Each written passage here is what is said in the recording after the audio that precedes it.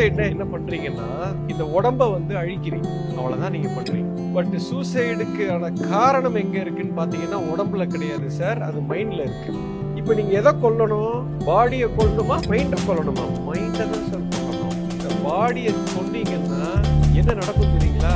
அடுத்த பிறவி எடுத்து உடனே வந்து நீங்க எந்த பிரச்சனைக்காக கடவுள் கொடுத்த வரப்பிரசாதமாக இந்த உடம்பு கொண்டீங்களோ அதே பிரச்சனை அதுக்கு மேல 10 மடங்கு 100 மடங்கு ஜாஸ்தி ஆகி மறுபடியும் வந்து பிறப்பீங்க. நீங்க இப்போ மைண்ட்ல இருந்து தான் தப்பிக்கணும், பாடியில இருந்து இல்லை. அதை கொல்லணும் சார். மைண்டை கொல்றது அல்லது மனம் தாண்டிய நிலைக்கு போறது சூசைடு பண்ணணும்னு நினைக்கிறீங்களோ மைண்டை சூசைடு அப்படின்னா என்ன? சன்னியாசம். சன்னியாசத்துக்கு எப்போ வர்றீங்களோ